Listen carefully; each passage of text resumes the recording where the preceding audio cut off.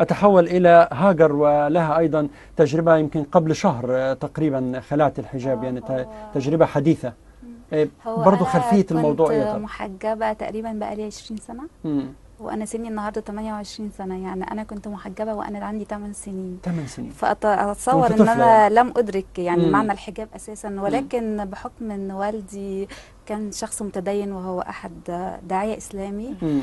فكان طبيعي جدا إن أنا في الأسرة دي وفي النشأة دي. وبالمناسبة والدتي منقبة، مم. ووالدي ما بقولوش يا بابا، بقول له يا أبي حتى الآن. اه، وهي اللي هي التربية الإسلامية هو يعني انا اتصور ان انا ممكن اتكسف لو قلت له يا بابا. اه. يعني انا عمري ما نطقتها قبل كده على فكره. مم.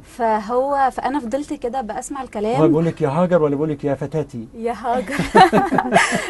فانا بصراحه فضلت يعني بسمع الكلام وبعمل عن خوف يعني من العذاب، مم. خوف من النار، علشان ابويا ما يزعلش، علشان امي ما مم. تزعلش، عشان المجتمع ما يزعلش، عشان البلد ما تزعلش. مم. ابوكي شيخ يعني فما مم. يصحش. انت ما فبعد كده سألته سؤال مباشر جدا، قلت له هتزعل لو قلعت الحجاب؟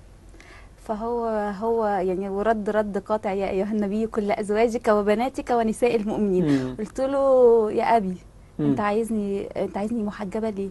قال لي انا هسأل عنك. قلت له يعني بس علشان خايف على نفسك من العقاب؟ مم. فبيقول لي وانت تحت مسؤوليتي. قلت له ومتى تسقط المسؤولية؟ انا مم. امتى هسقط من تحت ايدك؟ فقال لي لما تتجوزي. مم. قلت له ولو ما اتجوزتش؟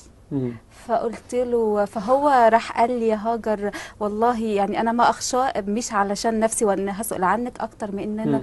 خايف عليكي، مم. اشوفك يعني مم. في مسار طب مش هذا صح. الجدل يعني انتهى بقبوله او انتهى بانه قلت له ما تزعلش، مم. يعني سيبني. اكيد انا قلع الحجاب مش قرار بائن بينونة كبرى او مم. صغرى. يعني انا مم. في يوم لما احس ان انا عايزه البس الحجاب هلبسه، بس وانا مدركه مم. وانا حابه، وانت مش مقتنعة. خوفه. يعني عايزه البس الحجاب حبا وليس خوفا. مم.